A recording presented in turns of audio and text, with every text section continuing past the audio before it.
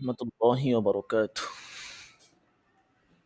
ওয়ালাইকুম ওয়ালাইকুম আসসালাম আসসালাম। রাহমাতুল্লাহ ওস্তাদ জি। রাহমাতুল্লাহি ওয়া বারাকাতুহু।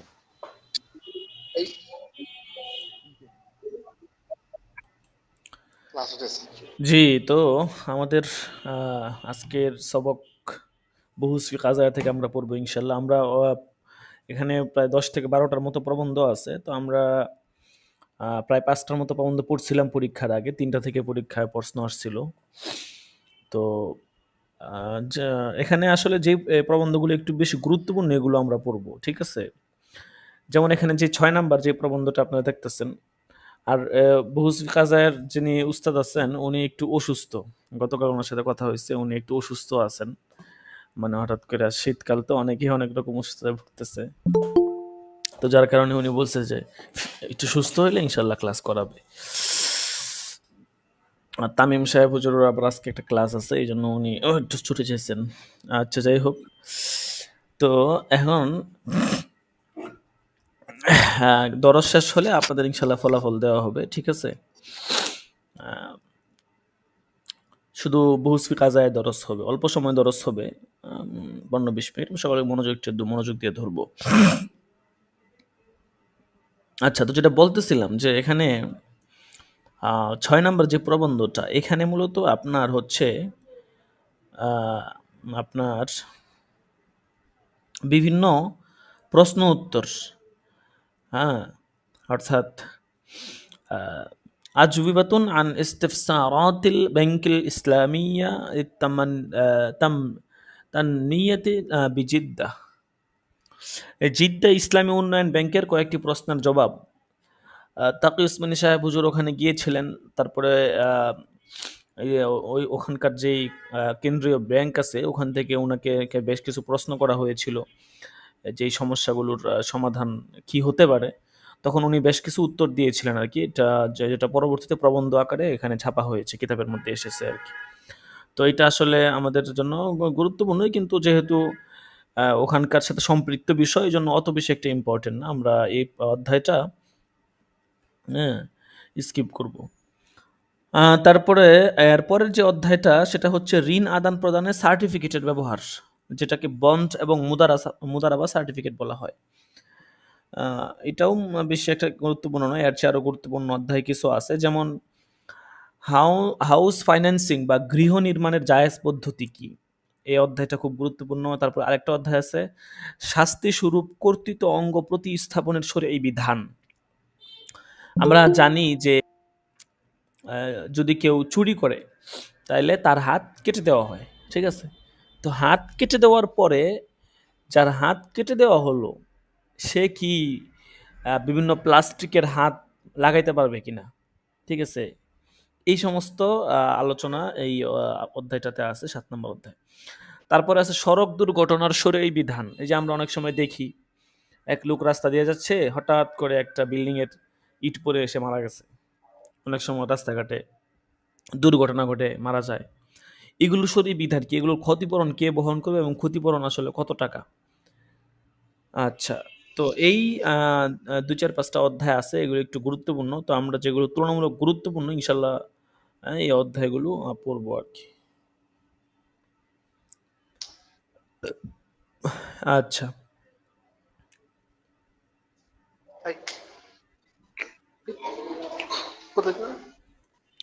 আওয়াজ করুন।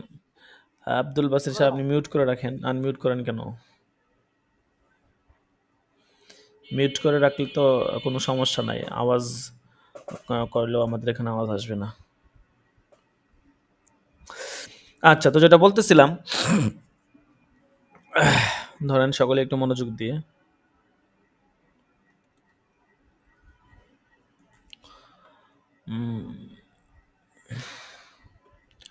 আমাদের বছর তো মনে করেন শেষ, ঠিক আছে? এই আর কয়েকটা দিন ক্লাস হবে। তাছাড়া আপনাদের অনেকে বার্ষিক পরীক্ষার সময় একটা লম্বা খেয়ার চায়, যে হুজুর লম্বা খেয়ার হইলে ভালো হয়। দেখা গেছে অন্যান্য পরীক্ষাতে 3 দিন 4 দিন খেয়ার থাকে। শনিবার দিন পরীক্ষা, দেখা গেছে সোমবার দিন শেষ ক্লাস হয়, মঙ্গল বুধ বৃহস্পতি 3-4 দিন খেয়ার থাকে আর কি। কিন্তু অনেকে বার্ষিক পরীক্ষায় লম্বা খেয়ার চায়, যে হুজুর শেষ পরীক্ষা একটু প্রস্তুতি নিব, একটা লম্বা খেয়ার দিলে ভালো হয়। হ্যাঁ, সর্বনিম্ন ১ সপ্তাহ খেয়ার চায় অনেকেই। তো এখন আমরা যেটা ভাবতেছি আরকি, আমরা প্রতিদিন ক্লাস করাবো এখন থেকে। প্রতিদিন ক্লাস হবে। ঠিক আছে? যেমন আজকে থেকে ইনশাআল্লাহ শুরু হবে। আর আমরা বলছিলাম যে আমরা বছর শেষে লাগাতার কিছুদিন ক্লাস করাবো। কারণ আমাদের নেসাব আছে, শেষ তো করতে হবে। দেখা গেছে সিরাজি বাকি আছে, তারপরে বুস কাজাও কিছু বাকি আছে, শরহ উকুত, এই ৩ টা কিতাব মোটামুটি ভালোই বাকি আছে। বাকি লাগাতার যদি আমরা ক্লাস করাই ইনশাআল্লাহ আশা করি শেষ হয়ে যাবে। প্রতিদিনই ক্লাস হবে। ফতুয়া উসমানীও আছে, পড়াইতে হবে। তো আমরা আজকে হচ্ছে কি বার? মঙ্গলবার। আমরা প্রতিদিনই দেখা গেছে যদি ১০টা, আপনারা ১০টা ৫, ১০টা ১০ পর্যন্ত অপেক্ষা করবেন। যে ১০টা ৫, ১০ বেজে গেছে, তারপরেও যদি ক্লাসের লিঙ্ক দেওয়া না হয়, তাইলে আর আজকে ক্লাস হবে না। এটা নিশ্চিত, এভাবে নিশ্চিত থাকতে পারেন। বাকি নরমালি যেদিন ক্লাসের দিন ডেট, এদিন ৯টা ১৫ থেকে ক্লাস হবে, ৯টা ১৫-২০ থেকে। আর যেদিন ক্লাসের ডেট না, ওই দিন ইনশাল্লাহ ৯:৩০ ১৫-১০টা এরকম থেকে ক্লাস হবে আর কি। বাকি প্রতিদিন ক্লাস হবে, এখন থেকে প্রতিদিন ক্লাস হবে। আর আমাদের একটা ইচ্ছা ছিল যে আপনাদেরকে ১২০টা ক্লাস আপনাদেরকে আমরা করাবো ইনশাল্লাহ, যদি আল্লাহ তাআলা তৌফিক দেয় আর কি। তো যাই হোক, আমরা ১২০টা ক্লাস হয়তো করাতে পারবো না, কিন্তু অন্তত ১০০ পর্যন্ত যাওয়া লাগবে। কারণ আপনারা মানে যত মানুষ দিন সময় যায়, যত সময় যায় তত সবকিছুর মধ্যে একটা উন্নতি থাকা লাগবে। ঠিক আছে? যদি আপনার সময় যাচ্ছে, দিন যাচ্ছে, কিন্তু আপনি পিছন থেকে আরো ভালো কিছু করতে না পারেন, তাহলে তো এটা হইল না। এজন্য আপনারা হচ্ছেন আপডেট ব্যাচ, ৪র্থ ব্যাচ। তারপরে আসবে ৫ম, ৬ষ্ঠ, ৭ম ইনশাআল্লাহ। তো ৪র্থ ব্যাচে আপনাদের সবকিছু পারফরম্যান্স অন্যান্য ব্যাচ থেকে আরো ভালো হওয়া লাগবে। এটাই আমরা কামনা করি। তো এইজন্য বিগত ৩য় ব্যাচে আমরা ১০০টা ক্লাস করেছিলাম আরকি। আপনারা হয়তো ইউটিউবে দেখবেন। মাঝে মধ্যে ১-২টা ছুটে যায়। তো যাই হোক, এইজন্য আপনাদেরকে ১০০টা সর্বনিম্ন তো অবশ্যই হবে। এখন প্রতিদিন যদি আমরা ক্লাস করি ১০০টা হয়ে যাবে। কারণ আজকে হচ্ছে মাত্র ১ তারিখ। আমরা যদি প্রতিদিন ক্লাস করি, দেখা গেছে ২০ তারিখ পর্যন্ত প্রতিদিন ক্লাস করলেও ১০০টা হয়ে যাবে আরকি। তো ১০০-র উপরে হয়তো যাওয়া সম্ভব না, কিন্তু ১০০ পর্যন্ত অবশ্যই হবে, অবশ্যই হবে। ঠিক আছে? প্রয়োজনে ১০০ ক্লাস শেষ হওয়ার পরে আপনাদের খেয়ার শুরু হয়ে যাবে। এখন ১০০ ক্লাস আপনারা কবে কিভাবে শেষ করবেন সেটা হচ্ছে আপনাদের জিম্মাদারিতে এটা আরকি। ঠিক আছে? তো আজকে থেকে ক্লাস শুরু হয়েছে। আজকে হচ্ছে আম কত নাম্বার ক্লাস গেল? ৮১ নাম্বার সম্ভবত। হ্যাঁ, আজকে ৮১ নাম্বার। তো ১০০ পর্যন্ত ক্লাস হবে, এরপরে ইনশাআল্লাহ আপনাদের খেয়ার। আচ্ছা, যাই হোক। তো যেটা বলতেছিলাম, যে হাউস ফাইন্যান্সিং বা গৃহ নির্মাণের জায়েজ পদ্ধতি, ঠিক আছে? মানে অনেকেই গৃহ নির্মাণ করতে চায়, তো সেটার জায়েজ পদ্ধতি কি? কিভাবে আসলে অনেকেই টাকা পয়সা ঋণ করে বাড়িঘর নির্মাণ করে। ঠিক আছে? তো টাকা পয়সা ঋণ করে বাড়িঘর নির্মাণ করা এটা আসলে খুবই বোকামি কাজ। ঠিক আছে? অবশ্যই যদি আপনার ইনকাম এমন হয় যে আপনি মাসে ৫০-৬০ হাজার টাকা ইনকাম করেন এবং এটা সুনিশ্চিত, আ তাইলে একটা ভিন্ন কথা। ঠিক আছে? তো আসলে দেখা গেছে আমাদের অবস্থাটা হচ্ছে, মানুষ আ নিশ্চিত না হয়ে, হ্যাঁ? দেখা গেছে নিশ্চিত না হয়ে বিভিন্ন সিদ্ধান্ত তারা গ্রহণ করে আরকি। দেখা গেছে একটা বিষয়ের আশা যে এটা হতে পারে। তো হতে পারে এইটাই আ আ মানে নিশ্চিত মনে করে আরকি। ঠিক আছে? তো এরকম মনে করা যাবে না। নিশ্চিত হওয়া লাগবে আরকি। নিশ্চিত হয়ে তারপরে হচ্ছে আপনার আ কাজে নামতে হবে। আচ্ছা। লাইনে থাকেন। দেখি অধ্যায়টাতে।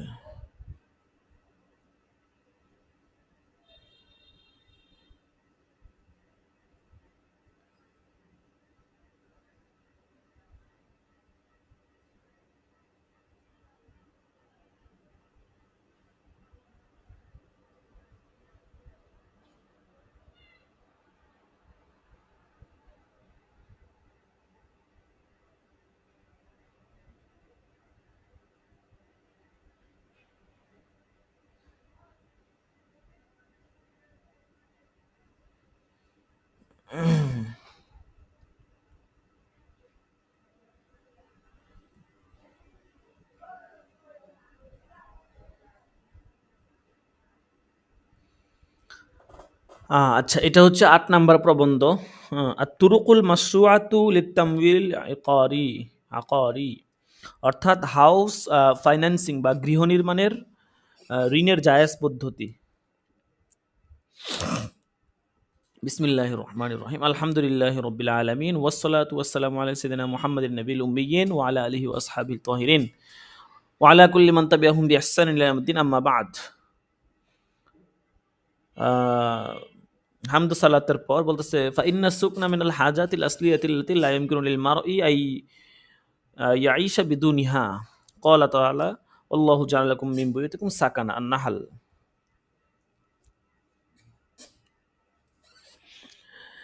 বাসস্থান মানুষের মৌলিক চাহিদা এবং প্রয়োজনের অন্যতম একটি গুরুত্বপূর্ণ বিষয়।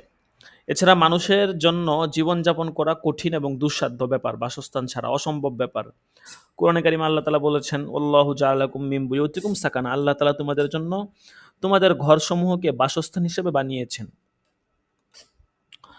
ওয়ারুবিয়া আন সা'দ ইবনে আবি ওয়াক্কাস আন রাসূলিল্লাহি সাল্লাল্লাহু আলাইহি ওয়াসাল্লাম আন্নাহু ক্বাল সালাসুম মিনাস সাআদাহ আল মারআতুস সালিহাহ ওয়াল মাসকানুল ওয়াসি' ওয়াল মারকাবুল হানি।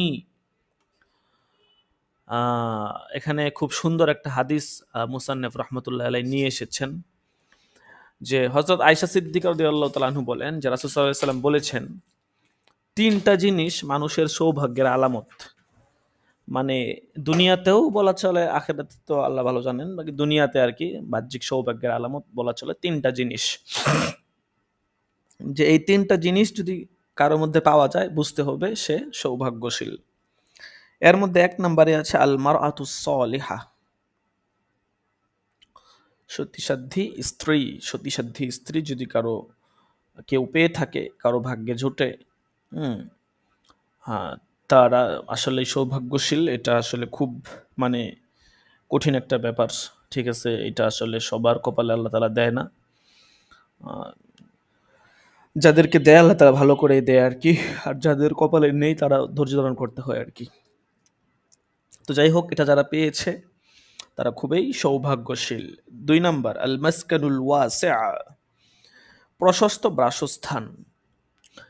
আপনি যেখানে থাকেন সেই জায়গাটা প্রশস্ত। বাসস্থান মানে জায়গাটা অনেক বড়, বিষয়টা এমন নয়। ঠিক আছে, প্রশস্ত বাসস্থান মানে দেখা গেছে আপনি যেই স্থানটাতে আছেন সেই স্থানটাকে কেন্দ্র করে আপনার কোনো ঝামেলা নেই, রিল্যাক্সে আপনি থাকতেছেন। ঠিক আছে, যেমন ধরেন আমরা যারা ঢাকা শহরে আছি, আমাদের যাদের বাড়িঘর নেই, এখানে আমরা ভাড়া নিয়ে থাকি, তা আমাদের জন্য কিন্তু এটা প্রশস্ত বাসস্থান নয়। ঠিক আছে, কেন? কারণ মাস শেষ হইলে আমাদের ভাড়া গুনতে হয়, ভাড়া দিতে হয়। তো এটা কিভাবে প্রশস্ত বাসস্থান হবে? সারা মাস টেনশন থাকে, আরে কখন বাসা ভাড়া দেওয়া লাগবে কে জানে, আল্লাহ আল্লাহ। ঠিক আছে, একটা টেনশন মাথায় কাজ করে। যারা ভাড়া নিয়ে প্রতিষ্ঠান চালায়, আমাদের দেখা গেছে প্রায় ৮-১০ হাজার টাকা ভাড়া দিতে হয়। তো একটা টেনশন কাজ করে সবসময় যে ভাড়া দিতে হবে, ভাড়া দিতে হবে। তো এরকম আর কি। তো এইটা কিন্তু প্রশস্ত বাসস্থান মানে এইটা না। মানে এমন জায়গায়, এমন স্থানে আছেন যেখানে আপনি মানে খুব স্বাচ্ছন্দ্যে আপনি আছেন এবং কোনো অর্থনৈতিক চাপ নেই। মানে আপনার বাসস্থান কেন্দ্রিক কোনো চাপ নেই। যেমন ধরেন গ্রামের বাড়িতে যাদের বাড়িঘর আছে, আপনি গ্রামে গেলে রিল্যাক্সে থাকতে পারতেছেন, এখানে কোনো চাপ নাই যে আপনার বাড়িঘর আপনার ভাড়া দিতে হবে এরকম কিছু। ঠিক আছে, এইটা হচ্ছে আল মাসকানুল ওয়াসি'a, প্রশস্ত বাসস্থান। ৩ নাম্বার আল মারকাবুল হানি, মনোপুত আরামদায়ক বাহন। এটা খুবই একটা স্বপ্নের জায়গা। অনেকের স্বপ্ন থাকে যে ভালো একটা বাহন হবে। তো এই মারকাবে হানি, মনোপুত আরামদায়ক বাহন। আগিলাকালে আরামদায়ক বাহন ছিল ঘোড়া। কারো যদি একটা ঘোড়া থাকতো, তার জন্য সেটা একটা সম্মানের বিষয় হতো যে তার ঘোড়া আছে। কারো যদি উট থাকতো, এটা একটা বাহন ছিল। একটা গাধা বা খচ্চর থাকতো, একটা বাহন ছিল। এটা সম্মানের জায়গা ছিল। এখন তো আর এগুলোর প্রচলন তেমন নেই। তো এখন হচ্ছে আপনার একটা বাইক, একটা BMW কার, মার্সিডিজ গাড়ি, এগুলো হচ্ছে এখন সম্মানের প্রতীক। এগুলো হচ্ছে মার্কাবে হানি। তো এগুলো যদি থাকে তাহলে ৩টা জিনিস এখানে বলা হয়েছে। যে আর মারআতুস সালিহা, আল মাসকানুল ওয়াসি' এবং হচ্ছে আল মারকাবুল হানি, এই ৩ জিনিস যদি কারো মধ্যে থাকে, কেউ যদি এগুলো পেয়ে থাকে, তাইলে আমরা হাদিসের ভাষ্যমতে বলতে পারি সে সুখী। তবে উম আ বাহ্যিক সুখটা কি আরকি সে পেয়েছে, তবে মনের সুখ বড় সুখ আরকি। ঠিক আছে? কেউ এই ৩ জিনিস না পেয়ে অনেক সুখী আছে। ঠিক আছে? তো আসলে সুখ বিষয়টা এটা আ মানে যতটা না বস্তুকেন্দ্রিক, ততটা হচ্ছে আপনার মনস্তাত্ত্বিক। ঠিক আছে? বস্তুকেন্দ্রিক আ সুখ আ অবশ্যই বস্তুকেন্দ্রিক হবে, সুখটা বস্তুকেন্দ্রিকই হয়। কিন্তু বস্তুকেন্দ্রিকের চেয়ে মনস্তাত্ত্বিক হচ্ছে সুখটা বেশি। ঠিক আছে? বস্তুকেন্দ্রিক কেমন? যেমন ধরেন, যেমন হাদিসে যেটা বলা হইলো, ধরেন এই ৩ টা জিনিস যার মধ্যে আছে সে হচ্ছে আপনার সুখে থাকবে বা সে সুখী হবে। যেটা হাদিসের ভাষা আরকি। তো এই ৩ টা বিষয় কিন্তু বস্তুকেন্দ্রিক। মানে সুখের নিসবতটা করা হয়েছে বস্তুর দিকে। ঠিক আছে? এখন দেখেন, বস্তুকেন্দ্রিক আ সুখের নিসবত করা হয়েছে। কিন্তু আমরা তো অনেক দেখি যে এই ৩ জিনিস আছে তারপরেও মানুষ সুখী নয়। ঠিক আছে? অনেক মানুষ আছে তার দেখা গেছে স্ত্রীদের সাথে সম্পর্ক ভালো কিন্তু অন্য একটা কারণে তার সমস্যা। অনেক মানুষ আছে এটা ভালো, গাড়িও আছে, বাড়িও আছে, কিন্তু কর্মচ্ছেদের সাথে তার একটা বোঝাপড়া আছে। ঠিক আছে? বিভিন্ন ঝামেলা আছে, অর্থনৈতিক প্যারা আছে। তো যেটা বলতে চাচ্ছিলাম, বস্তুকেন্দ্রিক সুখ এটা বস্তুর উপর নির্ভর করে বস্তুকেন্দ্রিক হয়ে থাকে। তবে যতটা না বস্তুকেন্দ্রিক নির্ভরশীল সুখটা, তার চেয়ে কয়েক গুণ হচ্ছে মনস্তাত্ত্বিক। এখন মনস্তাত্ত্বিকটা কিভাবে, এটা একটু বুঝেন ভালো করে। যে দেখা গেছে ধরেন আপনি ডিপ্রেশনে আছেন বা কোনো পেরেশানিতে আছেন, অর্থনৈতিক, মানসিক বা শারীরিক বা মানে যেকোনো একটা পেরেশানিতে আছেন। যেটা অবশ্যই বস্তুকেন্দ্রিক হয়। বস্তুকেন্দ্রিক পেরেশানির কারণেই কিন্তু মানুষ মনস্তাত্ত্বিক সুখটা হারায়। ঠিক আছে? এটা হচ্ছে মূল বিষয়। তো এখন এই বস্তুকেন্দ্রিক পেরেশানি যখন চলে আসে, তখন চেষ্টা করা যে মনস্তাত্ত্বিক যেই সুখটা সেটাও যেন চলে না যায়। আমি উদাহরণ দিলে বিষয়টা একটু আপনার সহজ হবে। ধরেন কোনো একটা কারণে আপনার ফোনটা হারিয়ে গেছে। আপনার ফোনটা হারিয়ে গেছে, চুরি নিয়ে গেছে। তো বস্তুকেন্দ্রিক বিষয়। ফোনটা যখন হারিয়ে গেছে, আপনি তো হায় হুতাশা, আরে ধুৎ ফোনটা হারায় গেল। ফোনের ভিতরে কত ইম্পোর্টেন্ট ফাইল ছিল, কত ছবি-টবি, পিকচার ছিল। যেমন কিছুদিন আগে ওই যে আমার ফোনের স্টোরেজ ফুল হয়ে গেছে। মানে আমার ফোনে যত স্ক্রিনশট আছে বা যত ইম্পোর্টেন্ট যা কিছু ফোনের মধ্যে হয় সবগুলা Google Drive অটো সেভ হয়ে যায়। তো ২ দিন পরে Google Drive ফুল হয়ে যায়। ১৫ জিবি স্টোরেজ সবই ফটো-মটো দিয়া ভরা। স্ক্রিনশট নিলেও এটা Google Drive এ সেভ হয়ে যায়। তো যাই হোক, তো একদিন আমি চিন্তা করলাম যে সময় নিয়ে এগুলা সব ডিলিট করি। তো এখন আ ফোনের যেই ক্যামেরা মানে গ্যালারি থাকে, গ্যালারি থেকে সব ডিলিট করছি। তো ডিলিট করার পরে তো আমি ভাবছি যে গ্যালারি থেকে ডিলিট হইলে কি আর ফটো এই আপনার Google Drive যে Gmail আছে ওখান থেকে ডিলিট হয়ে যাবো? তো আমি উড়াধুরা সব ডিলিট করছি। আমার এখানে ওই যে আ নেসাবনামা ছিল, তারপরে হচ্ছে মানে অনেক ইম্পোর্টেন্ট ফাইল ছিল। এই ট্রেনের সূচি ছিল। অনেক গুরুত্বপূর্ণ মানে অনেক গুরুত্বপূর্ণ জিনিস ছিল যেগুলো আমি অনেক কষ্ট করে সংগ্রহ করছি। এবং অনেক মানে স্মৃতি বিজড়িত যে বিষয় ছিল, সবগুলো হয়ে গেছে ডিলিট। আমি তো ভাবছি যে এটা Google ফটোতে আছে। ডিলিট করে পরে আমি Google ফটোতে ঢুকছি। ঢুকে দেখি ওখানে কিছুই নাই। আমি তো পুরো আসমান থেকে পড়লাম। আশ্চর্য অবস্থা। অবশ্য আমি মানে আরো বেশ কিছু ইম্পোর্টেন্ট জিনিস ছিল সেগুলো ডিলিট করি নাই। মোটামুটি ইম্পোর্টেন্ট যেগুলো এগুলো ডিলিট করে দিছি। কিন্তু পরে আমি আফসোস করতেছি। যে আরে করলামটা কি? এটা কোনো কাজ হইলো? পরে অনেক ধার দরজ কইরে যেগুলো ইম্পোর্টেন্ট ফাইল ছিল অনেকের কাছ থেকে আনছিলাম, এগুলো আবার অনেকটা ফোন-টোন দিয়ে আনাইছি। তো এই যে একটা পেরেশানি, দেখা গেছে মানে একটা পেরেশানি, আলগা একটা পেরেশানি হয়ে গেল। তো এই পেরেশানিটা কেন আসলো? এই বস্তুকেন্দ্রিক বিষয়টা কিন্তু বস্তুকেন্দ্রিক হয়েছে। যেটা উদাহরণ দিতেছিলাম, আপনার ফোন হারায় গেছে। তো পেরেশানিটা কিন্তু বস্তুকেন্দ্রিক হয়। ঠিক আছে? কিন্তু এই বস্তুকেন্দ্রিক পেরেশানিটা কখন বেড়ে যায়? যখন এই বস্তুকেন্দ্রিক পেরেশানির কারণে আপনার চাপটা মনস্তাত্ত্বিকভাবে আপনার মাথায় প্রয়োগ হবে। যেমন ধরেন আমার এই জিনিসপত্রগুলা হারায় গেছে, বিভিন্ন মানে উম সমস্যা হয়ে গেছে।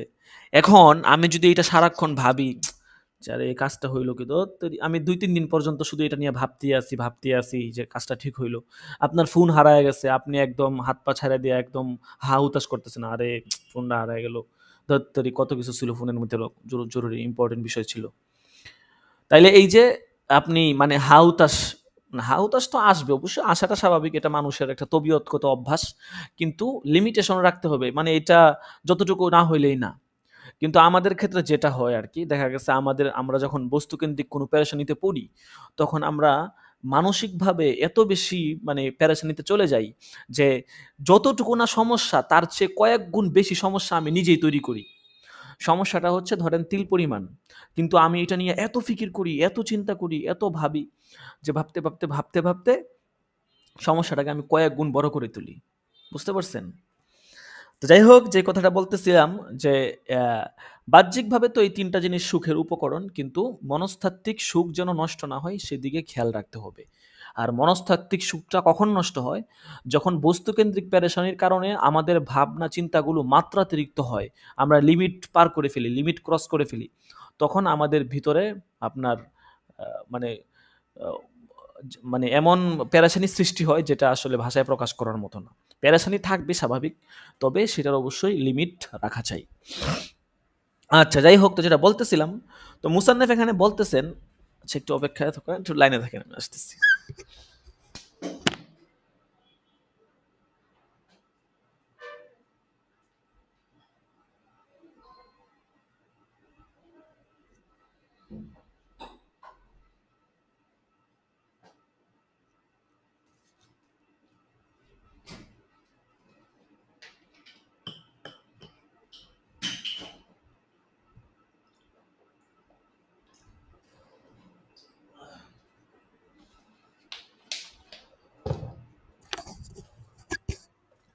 জি, তো যেটা বলতেছিলাম যে মুসান্নেফ এখানে বলতে চাচ্ছেন যে এই বাসস্থান এটা খুবই গুরুত্বপূর্ণ একটা জিনিস।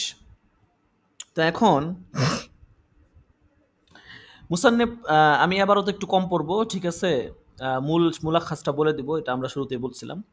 ওয়াইনাল হুসুল আলাল মাসকানিল ওয়াসিল মুনাসিবি আসবাহুল ইয়াউম মিন মুকদ্দামাতিল মাশাকিল আল্লাতি, এখান থেকে যেটা কথাটা বলতে চাচ্ছে যে বর্তমান যুগে আপনার পরিবেশ স্বাস্থ্যসম্মত মানে এবং প্রশস্ত বাসস্থান জোগাড় করা এটা খুব কঠিন একটা বিষয়।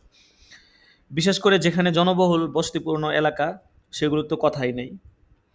তো এই পরিস্থিতি মোকাবেলার জন্য বড় বড় কোম্পানি থাকে, সিটি থাকে, মেগা সিটি থাকে, বা বিভিন্ন ধরনের আপনার প্রতিষ্ঠান থাকে, তারা হচ্ছে আপনার মানুষকে ঋণ দিয়ে থাকে, ঠিক আছে, বিভিন্নভাবে আর কি, যে বাসস্থান করার জন্য।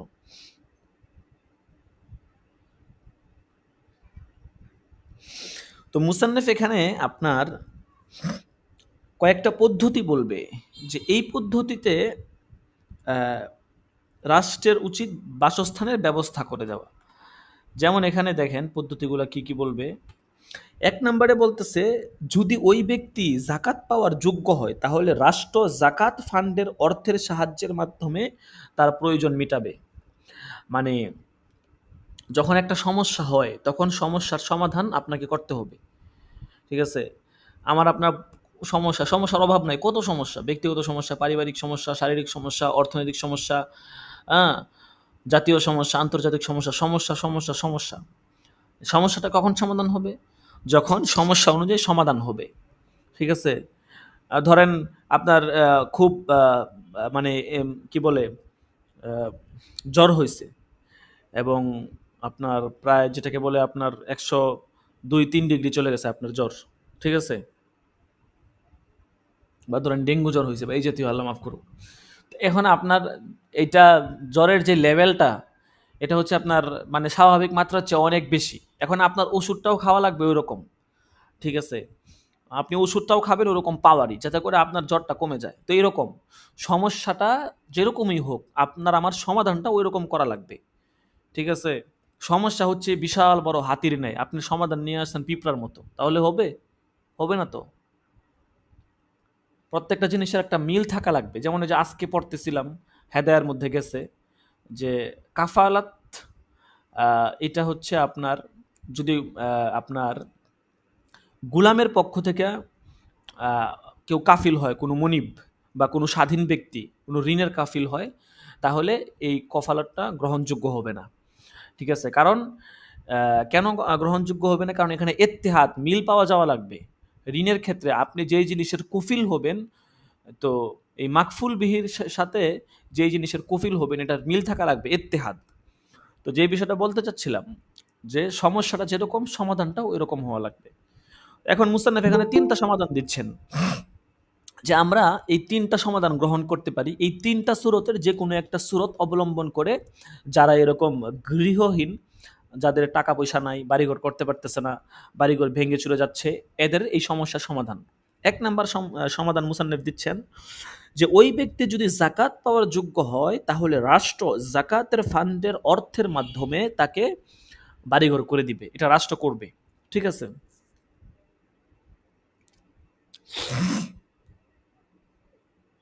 ২ নাম্বার সূরত, কেবলমাত্র প্রয়োজনীয় মানে নিট খরচের ভিত্তিতে রাষ্ট্র তার জন্য বাসস্থানের ব্যবস্থা করবে।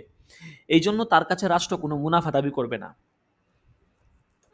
রাষ্ট্র আপনাকে ৫ লাখ টাকা দিবে, যে নাও তোমাকে আমি ৫ লাখ টাকা দিলাম, তুমি এই ৫ লাখ টাকা দিয়ে তোমার যেহেতু বাড়িঘর নাই বা বাড়িঘর খুব করুণ দশা, বাড়িঘর ভেঙে চলে যাচ্ছে, তুমি এই ৫ লাখ টাকা দিয়ে ৫ বছরের জন্য দিলাম, তুমি বাড়িঘর করো।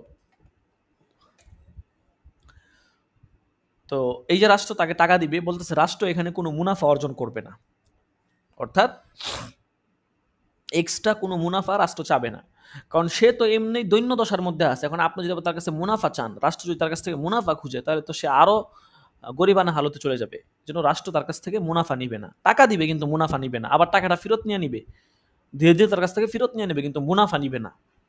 তাহলে ২ সূরত হইল। ৩ নাম্বার সূরত, রাষ্ট্র তাকে কর্জে হাসানা দিবে, ঠিক আছে, যাতে কোনো মুনাফা বা সুদ দাবি করবে না। কর্জে হাসানা সরাসরি একদম আপনার কর্জে হাসানা দিয়ে দিবে। ঠিক আছে। তো এই ৩ সূরতের যে কোনো একটা সূরত অবলম্বন করে গৃহ নির্মাণ করা যায়। কিন্তু সমস্যা হচ্ছে যে উল্লেখিত ৩ পন্থার বাস্তবায়ন কিংবা এর কোনো একটির বাস্তবায়ন কেবলমাত্র ওই রাষ্ট্রের দ্বারাই সম্ভব যে রাষ্ট্রের আমদানির উৎস থাকে অঢেল, রাষ্ট্র প্রাচুর্যে থাকে পরিপূর্ণ। কারণ এর যে কোনো একটি পন্থা বাস্তবায়নে বিশাল অর্থের প্রয়োজন। বিশেষ করে বর্তমানে এই সময়ে যখন মানব বস্তির ব্যাপক বিস্তৃতি ঘটেছে আর দ্রব্যমূল্য রয়েছে আকাশচুম্বী, তারপরও এতে কোনো সন্দেহ নেই যে রাষ্ট্র অনুন্নয়নশীল খাত এবং স্কিমগুলোর ব্যয় হ্রাস করে এই প্রজেক্ট বাস্তবায়নে একটি বিরাট ভূমিকা রাখতে পারে। কিন্তু রাষ্ট্র এটা করতে চায় না বা করবেও না, তারা এত বড় ঝুঁকি নিতে চায় না। মানুষকে এখন মনে করেন যে ২-৪-৫ টাকা দিলেই মানুষের আর কোনো খোঁজখবর পাওয়া যায় না। আপনি কারো ব্যবসার জন্য টাকা দিচ্ছেন বা কারো কর্জে হাসানা দিচ্ছেন, আশা করে দিচ্ছেন, দেখবেন যে ১ বছর ২ বছর চলে যায়, টাকা দেওয়ার খবর নাই। ঠিক আছে। আসলে একটা জিনিস যেটা বলি সেটা হচ্ছে, কেউ যদি মানসিকভাবে সৎ থাকে তাহলে আল্লাহ তাআলার সাহায্য আসে, এক সময় না এক সময় আল্লাহ তাআলার সাহায্য আসবে। ওই যে সূরা হিজরের মধ্যে ১৪ নম্বর পারা ৪ নম্বর পৃষ্ঠাতে ওখানে বলেছে, ক্বালা ওয়া মাই ইয়াকনাতু মির রাহমাতি রাব্বিহি ইল্লা দাল্লুন। ইব্রাহিম আলাইহিস সালাতু ওয়াস সালাম ফেরেশতাদেরকে লক্ষ্য করে বলেছিলেন, মাই ইয়াকনাতু, এই যে ফেরেশতারা বলেছিল যে আমরা নুবাশশিরুকা বিগুলামিন আলিম, আমরা আপনাকে একজন জ্ঞানী পুত্রের সুসংবাদ দিচ্ছি। ক্বালা আবাশশারতুমুনি আলা আম্মাসানিয়াল কিবারু ফাবিমা তুবাশশিরুন, আমাকে বার্ধক্য পেয়ে বসেছে, তো তারপরও আমাকে তোমরা সুসংবাদ দিচ্ছ কিসের ভিত্তিতে? ফাবিমা তুবাশশিরুন ক্বালু বাশশারনাকা বিল হক, আপনাকে সত্য সুসংবাদ দিচ্ছি। ফালা তাকুম মিনাল কানিতিন, অতএব আপনি যারা হতাশ হয়ে যায়, নৈরাশ হয়ে যায়, এদের অন্তর্ভুক্ত হবে না। তখন ইব্রাহিম আলাইহিস সালাম বলেছিলেন, মাই ইয়াকনাতু মির রাহমাতি রাব্বিহি ইল্লা দাল্লুন, পথভ্রষ্টরা ছাড়া তার প্রতিপালকের রহমত থেকে কে নৈরাশ হয়? তাহলে বোঝা গেল আল্লাহ তাআলার রহমত থেকে নৈরাশ হওয়া যাবে না।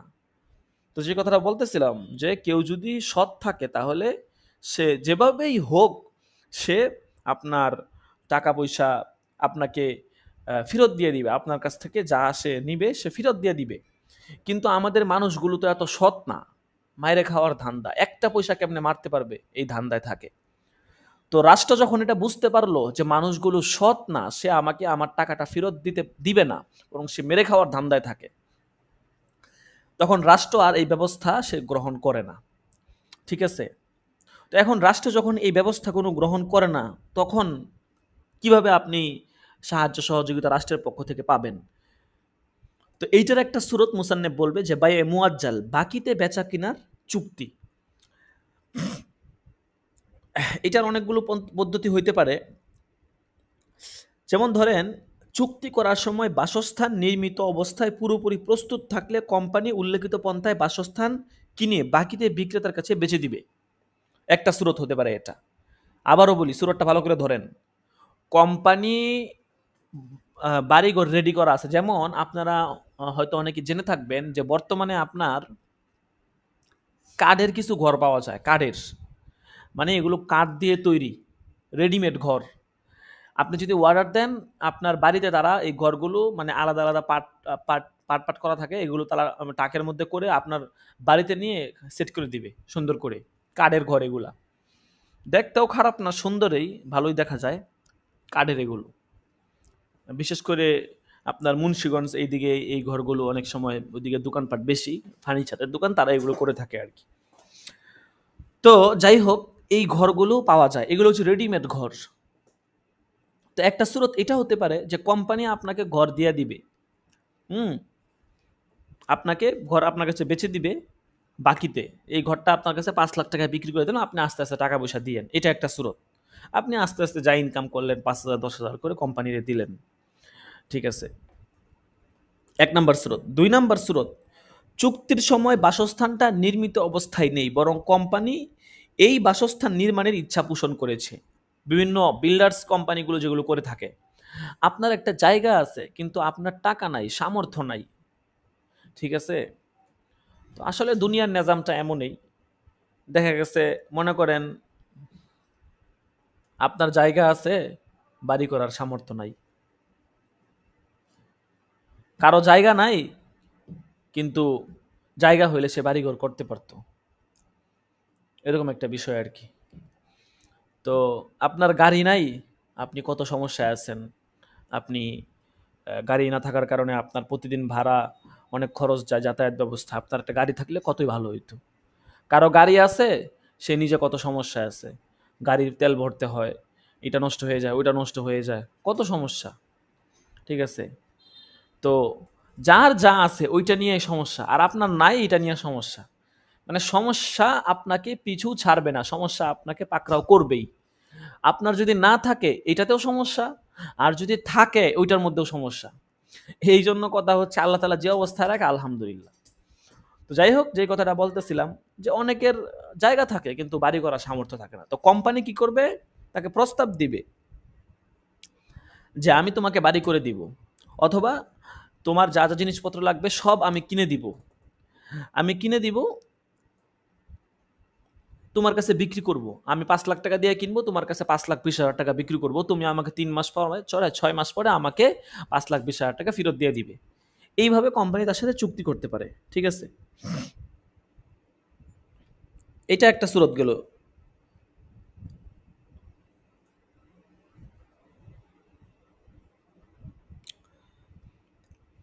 এরপরে আরেকটা সূরত, যে ক্রেতা প্রথমে জায়গা কেনার পর তাতে গৃহ নির্মাণ করতে চাইলে এবং এ অবস্থায় ভূমি কেনার জন্য তার কাছে নগদ কিছু অর্থ থাকলে এখানেও ওই আগের পদ্ধতি অবলম্বন করবে, ঠিক আছে। অর্থাৎ সে কোম্পানির ধারস্থ হবে, কোম্পানির মাধ্যমে সে তার বাড়িঘর পূর্ণ করবে।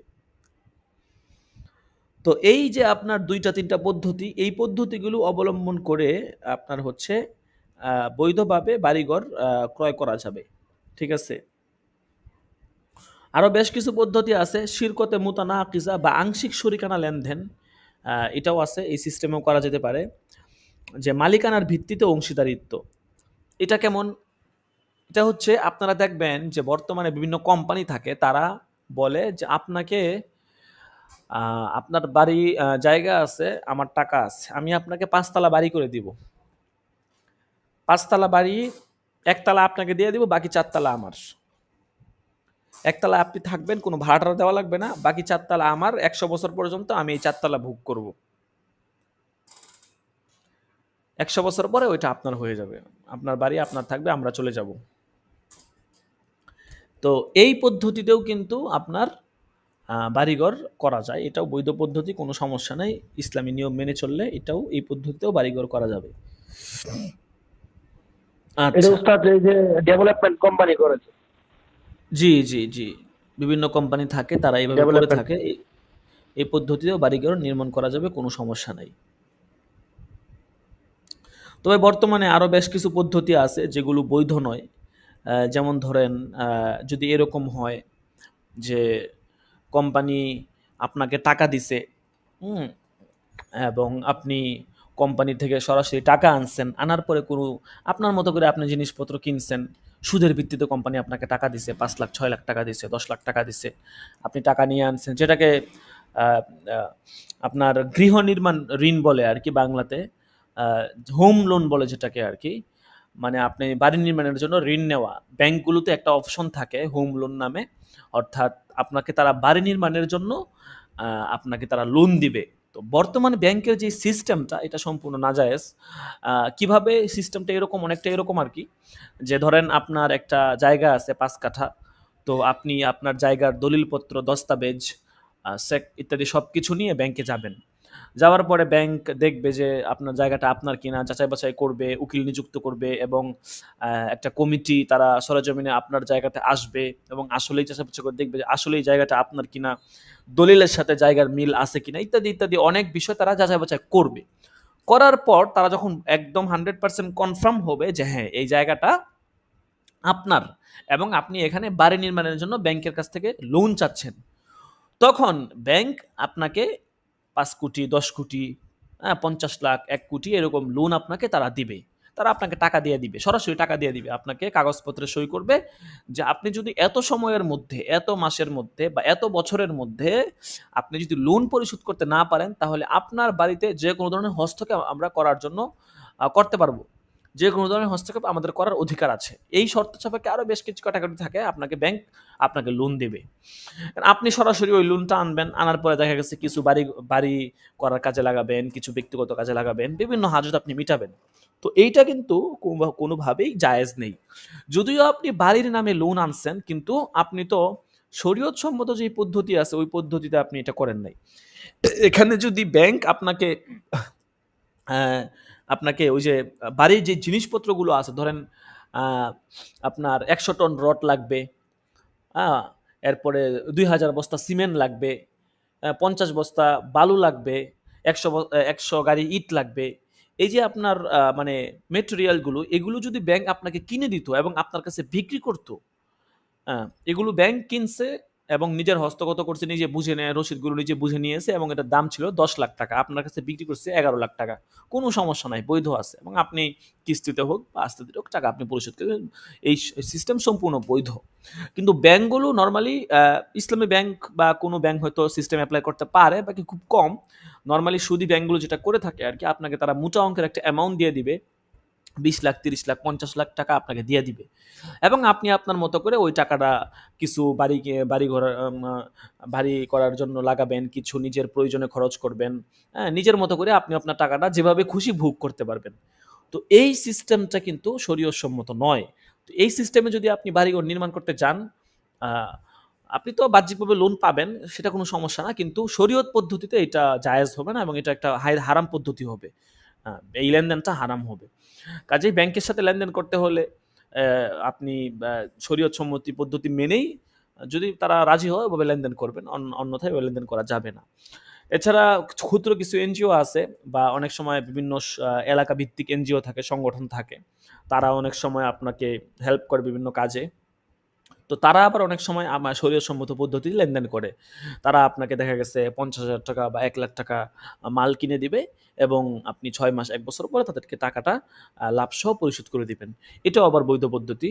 তো এটা হচ্ছে ক্ষুদ্র এনজিও অথবা এলাকা ভিত্তিক বা ইউনিয়ন ভিত্তিক যেই আপনার সংগঠনগুলো থাকে, বা ব্যক্তিগত যে সংগঠনগুলো, এগুলো তারা এই কাজগুলো করে থাকে। তাদের মাধ্যমে এই সেবাগুলো নেওয়া সহজ। কিন্তু জাতীয় পর্যায়ে ব্যাংক যেগুলো আছে তারা কিন্তু সহজে আপনাকে এই সেবাটা দিবে না আর কি। ঠিক আছে? এভাবে তারা দিতে চায় না। তারা তাদের নরমাল পদ্ধতিতে আসবে। যেমন কিছুদিন আগে আমি একটা কাজে একটা আপনার ইয়াতে গেছিলাম ব্যাংকে। তো ব্রাক ব্যাংকে। তো ওখানে যাওয়ার পর দেখি তারা বিভিন্ন কাজ-টাজ করতেছে। তো আমি বললাম যে, আপনাদের কি এখানে ব্যবসায়িক সিস্টেমে কোনো লোন টোন বা এরকম কোনো কিছু ব্যবস্থা হয়? তারা বলল যে হ্যাঁ হ্যাঁ দেওয়া যাবে। বললো যে কিসের জন্য? আমি বললাম যে ধরেন আপনার কাপড়ের জন্য বা এই জাতীয় কোনো বিষয়। তখন তারা বলল হ্যাঁ দেওয়া যাবে, তবে তারা আপনার মোটা অঙ্কের অ্যামাউন্ট দিবে, ৫ লাখ ১০ লাখ টাকা। তো আমি মূলত তথ্য নেওয়ার জন্য গিয়েছিলাম আর কি। তো তারা কিন্তু আপনাকে টাকা দিয়ে দিবে, তারা কিন্তু এই টাকা দিয়ে আপনাকে কাপড় কিনে দিবে না, বুঝতে পারছেন?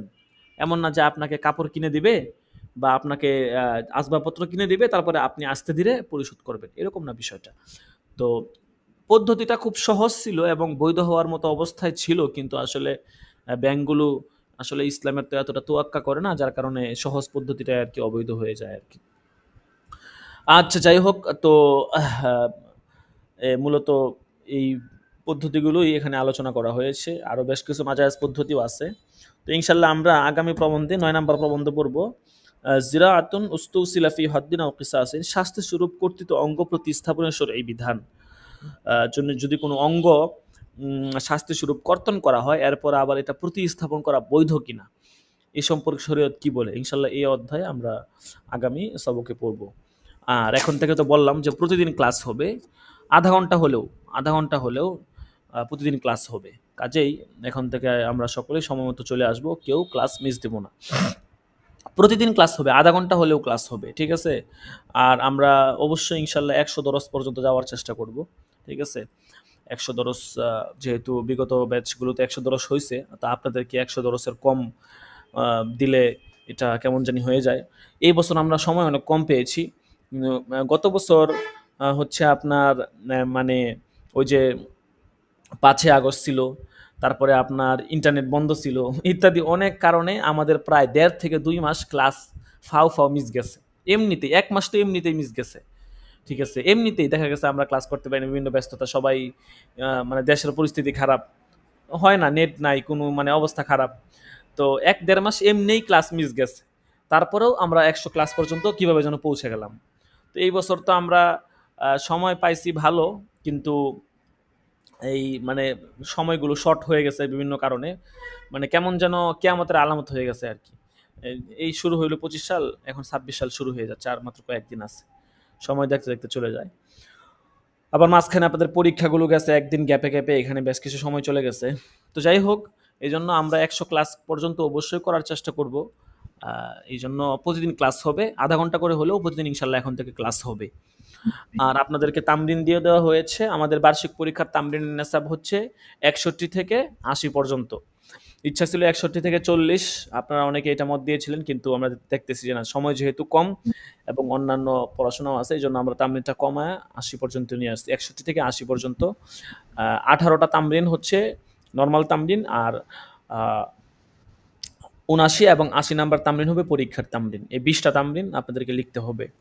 বার্ষিক পরীক্ষা সকলে একটু ভালো করে দেওয়ার চেষ্টা করবেন। বার্ষিক পরীক্ষার নাম্বারটা আপনাদের মার্কশিটে থাকবে, এবং প্রথম দ্বিতীয় সেমিস্টার পরীক্ষার নাম্বারও থাকবে মার্কশিটে। এই জন্য বার্ষিক পরীক্ষায় আসলে যারা প্রথম দ্বিতীয় সেমিস্টার পরীক্ষা ভালো করে দিচ্ছেন, এরাই বার্ষিক পরীক্ষায় ১-২-৩ এর মধ্যে থাকার সম্ভাবনা আছে আর কি। কারণ বার্ষিক পরীক্ষার মধ্যে তো আপনার প্রথম দ্বিতীয় সেমিস্টার পরীক্ষার রেজাল্টটা যোগ হয়। হ্যাঁ, এই জন্য রেজাল্ট যেহেতু যোগ হয়, কাজেই বার্ষিক পরীক্ষা অনেক সময় যারা ভালো করে দিয়ে মনে করবেন যে ১ হয়ে যাব, আপনি যদি প্রথম দ্বিতীয় সেমিস্টার পরীক্ষা ভালো করে না দেন, তাহলে কিন্তু আপনি ওই ১-২-৩ এর মধ্যে নাও থাকতে পারেন। কারণ যারা ১-২-৩ এর মধ্যে থাকবে, তাদের রেজাল্ট যে গড়টা আছে, রেজাল্টের গড়টা এটা যোগ হবে।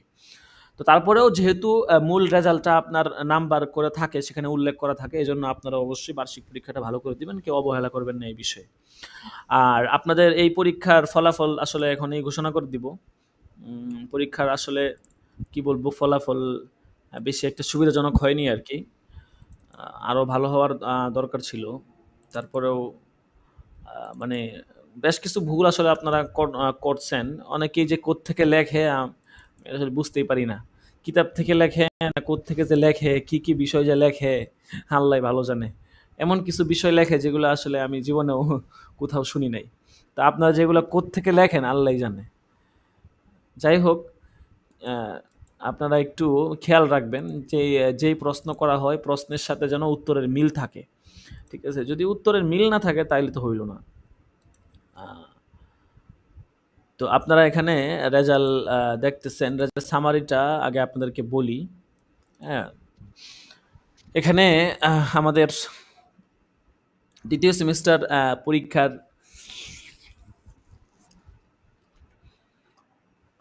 পরীক্ষার ফলাফল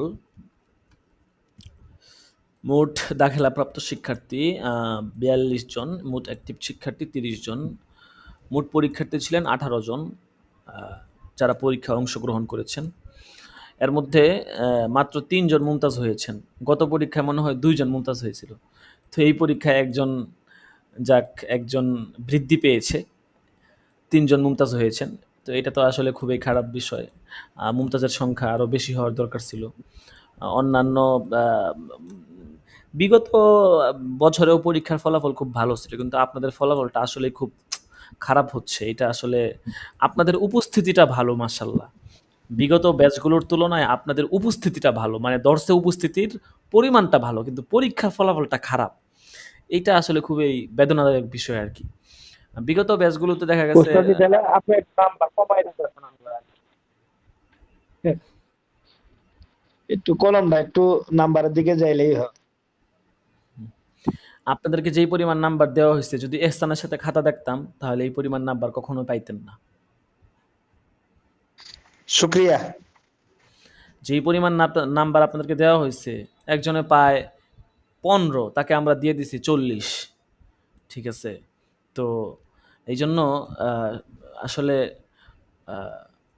সামনে থেকে আমরা বার্ষিক পরীক্ষায় অবশ্যই আমরা প্রথম সেমিস্টার পরীক্ষায় এহসানের পরিমাণটা খুব বেশি রেখেছিলাম, দ্বিতীয় সেমিস্টার পরীক্ষায় কিছুটা কমিয়ে এনেছি, বার্ষিক পরীক্ষায় আরও কম করে ফেলবো। এহসানের মাত্রাটা খুব কম, মানে ৩ গুণের চেয়ে প্রথম পর্যায়ে নিয়ে আসবো আর কি।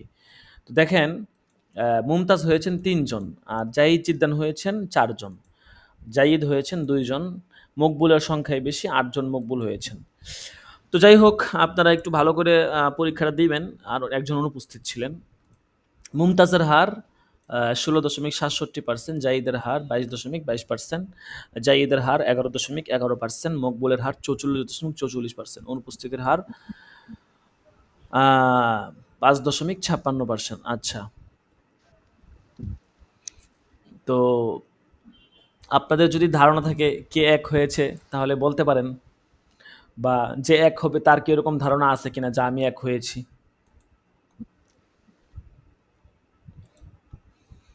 কে হতে পারে আমি দেখি আগে, যিনি এক হয়েছেন সে এখানে উপস্থিত আছে কিনা।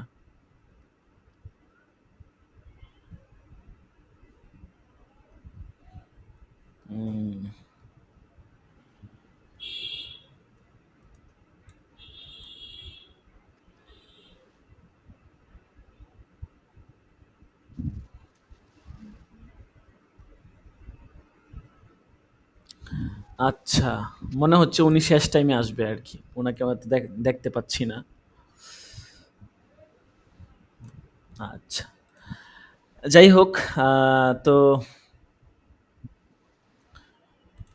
একটু গুরুত্ব দিয়ে পরীক্ষা দিলে আশা করি সকলেই ভালো করবেন। ঠিক আছে? তো আমাদের এই পরীক্ষায়, গত পরীক্ষায় যিনি এক হয়েছিলেন উনি সিরিয়ালে আছেন, কিন্তু উনি একটু পিছনের দিকে চলে গেছেন। ওনার পরীক্ষাটা উনি অনেক ব্যস্ততার মধ্যে ছিলেন, তো যার কারণে হয়তো উনি সিরিয়ালের দিকে প্রথম দিকে থাকতে পারেন নাই।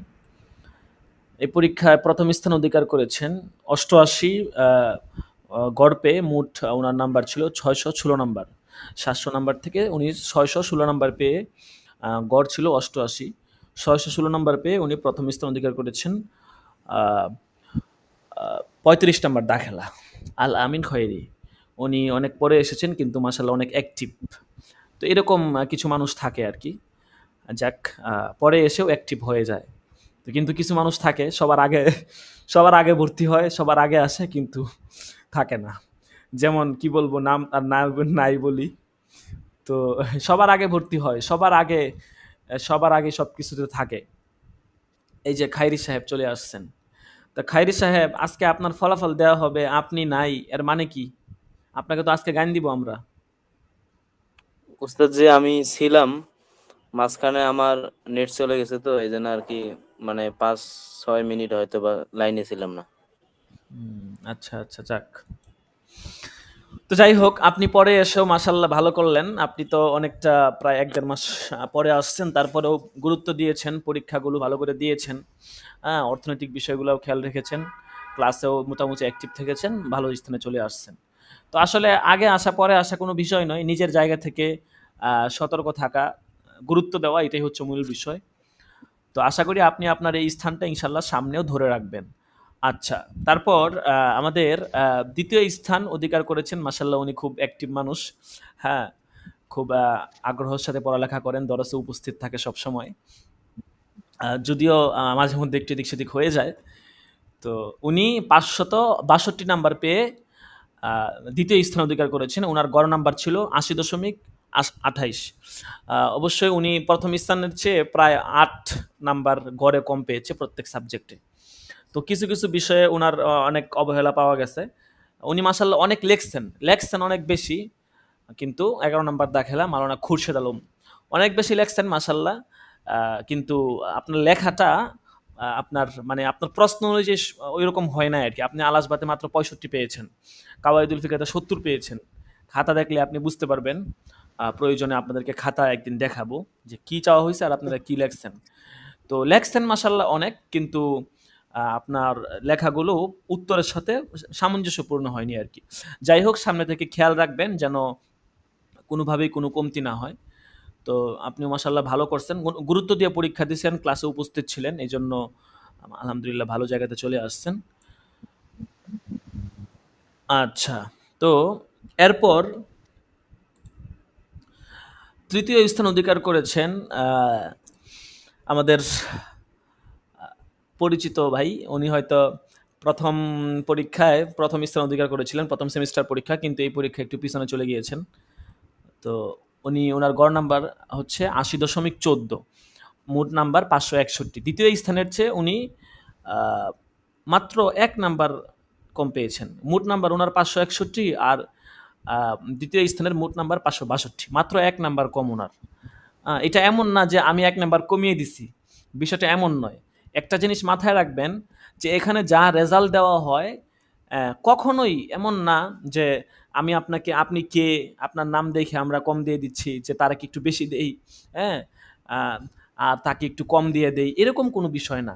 এই যে সে ১ নাম্বার কম পাইছে, অথচ আমার কাজ হচ্ছে রেজাল্ট দেওয়া, ফলাফল দেওয়া, আমি আমার মতো করে ফলাফল দিয়ে গেছি, কিন্তু শেষে যোগ করে দেখলাম যে মাত্র উনি ১ নাম্বার কম পাইছে। ঠিক আছে, তো এই হচ্ছে বিষয় আর কি। কিন্তু কখনো এরকম না যে আপনার সাথে সততা মানাম করে আপনাকে নাম্বার কম দেওয়া, এরকম কোনো বিষয় না, ওয়াল্লাহি এরকম কোনো বিষয় হবে না।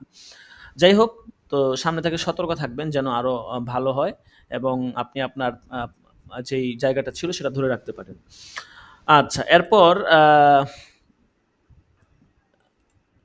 চতুর্থ স্থান আবু ইউসুফ, মাশাআল্লাহ উনিও অ্যাক্টিভ মানুষ। ঠিক আছে, বাকি আপনাকে আরেকটু সতর্ক থাকা লাগবে আর কি। আপনি একটু ভুলচুক করছেন, এগুলো আশা করি সামনের পরীক্ষায় যদি সতর্ক থাকেন ইনশাল্লাহ সেই ভুলগুলো হবে না। আচ্ছা, এরপরে আপনারা যারা অ্যাক্টিভ থাকেন ক্লাসে তাদেরকে আমরা চেষ্টা করি নাম্বারটি একটু বেশি দেওয়ার জন্য, এটা আমাদের মার্কাজের নিয়ম। এরপরে পঞ্চম স্থানে অধিকার করেছেন সাকিবুল ইসলাম। আচ্ছা, যাই হোক, আপনারা বাকি রেজাল্টগুলো আপনারা দেখে নিয়েন। ঠিক আছে, আমাদের ওয়েবসাইটেও রেজাল্টটা দিয়ে দেওয়া হবে ইনশাল্লাহ আজকেই। আপনারা সেখান থেকেও দেখে নিতে পারবেন, এবং আপনাদের গ্রুপেও দিয়ে দেওয়া হবে। আচ্ছা, তো বার্ষিক পরীক্ষায় আপনারা একটু সতর্ক থাকেন। বার্ষিক পরীক্ষায় আপনাদের যে এই ফলাফলগুলো, যেখানে এখানে নাম্বারগুলো আছে, যেমন ধরেন এই যে ৩৫, ৪১ এরকম যে নাম্বারগুলো, এগুলো কিন্তু আপনাদের মার্কশিট যেটা, ওইটার মধ্যে উল্লেখ থাকবে। তো এই জন্য নাম্বারটা যদি একটু ভালো হয় সেটা আপনাদের জন্যই ভালো আর কি। নাম্বারটা খারাপ হলে তো আপনি এত কষ্ট করে পড়ালেখা করলেন, আপনাকে খারাপ নাম্বার দিয়ে তো আমাদের কোনো মানে কোনো মানে আপনার গর্বের কোনো কিছু নাই, বরং এটা আমাদের প্রতিষ্ঠানের জন্য আরো বদনামি যে পরীক্ষার নাম্বার খারাপ হয়েছে। আমরা চেষ্টা করি সবসময় ভালো কিছু দেওয়ার জন্য, কিন্তু আসলে অবহেলাটা সীমাহীন হয়ে যায় আর কি। আচ্ছা, যাই হোক, তো আপনাদের যদি কোনো কথা থাকে পরীক্ষা সংক্রান্ত বলতে পারেন, আর আমি আপনাদের ফলাফলটা গ্রুপে দিয়ে দিচ্ছি।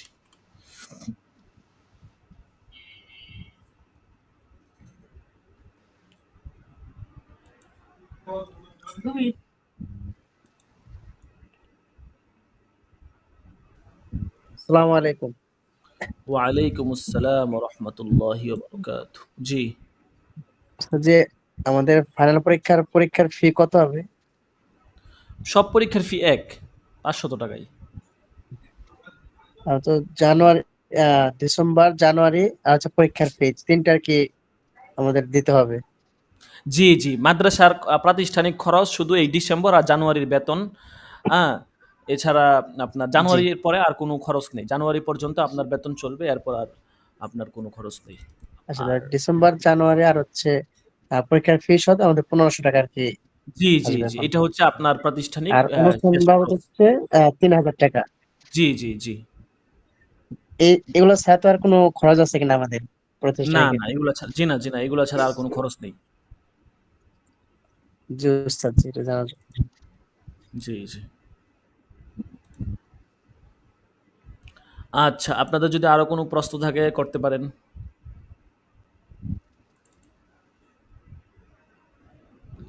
আপনাদেরকে আমি ফলাফলটা আপনাদের ইফতা বিভাগ মেইন গ্রুপে দিয়ে দিচ্ছি, ওখান থেকে ইনশাল্লাহ আপনারা দেখে নিতে পারবেন। যদি কারো মনে হয় যে আমি নম্বর কম পেয়ে গেছি, নম্বর আরেকটু মনে হয় বেশি পাইতাম, হ্যাঁ আপনি আমাকে এখনই বলতে পারেন, অথবা মেসেঞ্জারেও আমাকে বলতে পারেন ব্যক্তিগতভাবে যে হুজুর আমি মনে হয় নাম্বার কম পেয়ে গেছি। আমরা দেখব আপনি কি লেখছেন, আপনাকে কম দেওয়া হয়েছে কিনা। আশা করি চ্যালেঞ্জ দিয়ে যদি বলি যে কাউকে নাম্বার কম দেওয়া হয় না বরং বেশি দেওয়া হয়েছে, তারপরে আমাদের চ্যালেঞ্জ আশা করি নষ্ট হবে না আর কি। ঠিক আছে, নাম্বার বেশি তো মানে কম তো দূরের কথা, বরং আপনি যা পান এর থেকে আরো মানে সবসময় 10-20 করে বেশি দেওয়া হয়েছে। আচ্ছা যাই হোক, তো যদি আপনাদের আর কোনো প্রশ্ন থাকে করতে পারেন। না, ইনশাল্লাহ আগামীকালও দরস হবে, যেহেতু প্রতিদিন এই দরস হবে, আমরা সকলেই সময় মতো দরসে চলে আসার চেষ্টা করব।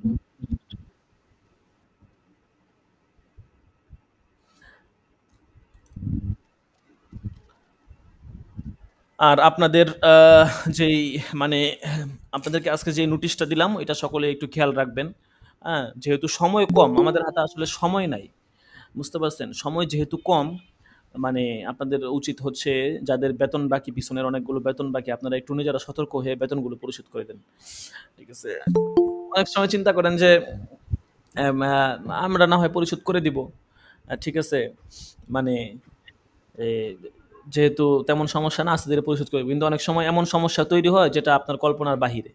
এই জন্য মানে সমস্যা তৈরি হওয়ার আগেই সবকিছু স্বাভাবিক থাকতেই সবকিছু গুছাইয়া নিলে সহজ আর কি। আচ্ছা, হাজিরা রাখা হবে, আমরা হাজিরা দিয়ে দিব ইনশাআল্লাহ। 81 নাম্বার দরস আজকে। আব্দুল বাসির আছে? চলে গেছে মনে হচ্ছে। তারপর মুস্তাহিদ আল আদনান,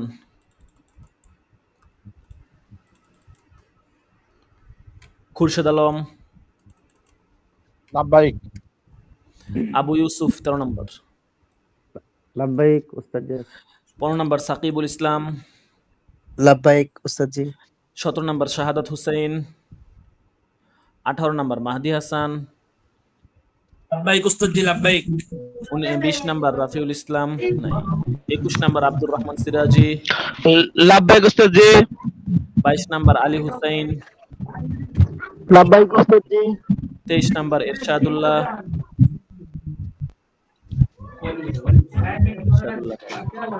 24 নম্বর মাসুম বিল্লাহ, 29 নম্বর আল আমিন,